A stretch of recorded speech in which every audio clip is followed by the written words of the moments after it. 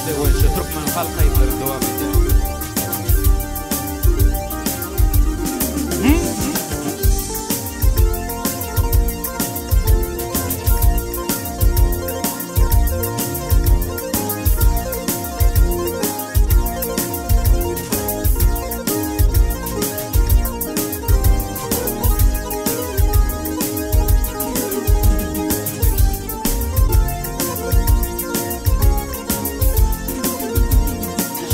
Giden akşayar,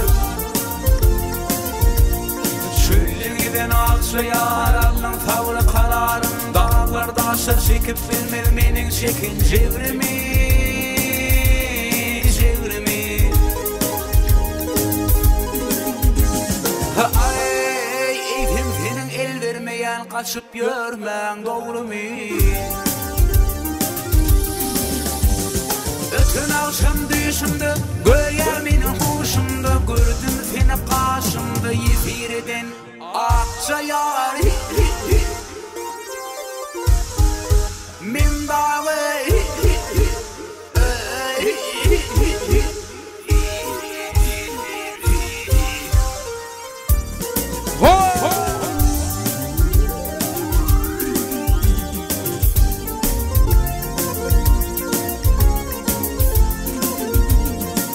yörenli kervanlar,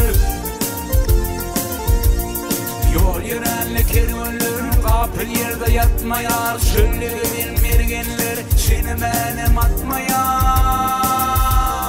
atmayar. Ay, üstündeki ağır günler benim başımdan ötmeyer.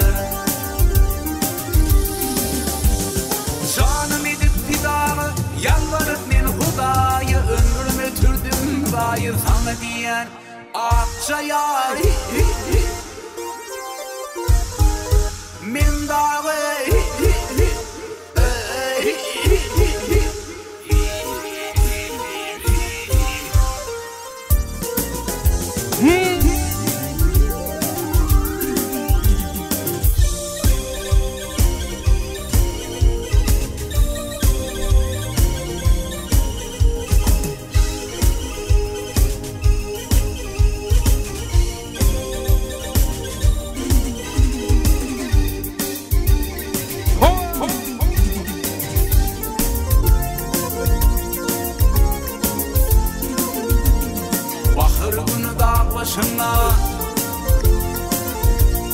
bahar günü dağ başına, limir limir bulutlar bunu duynar, yıllarından çakışı hep şartlar.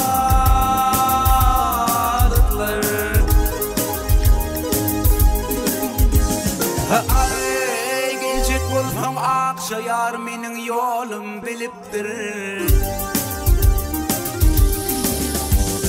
Meni yadı tanmasam, ağır halim bilmezim, ölüm gelip almasam, barıp bilmen akçayar. Min dağı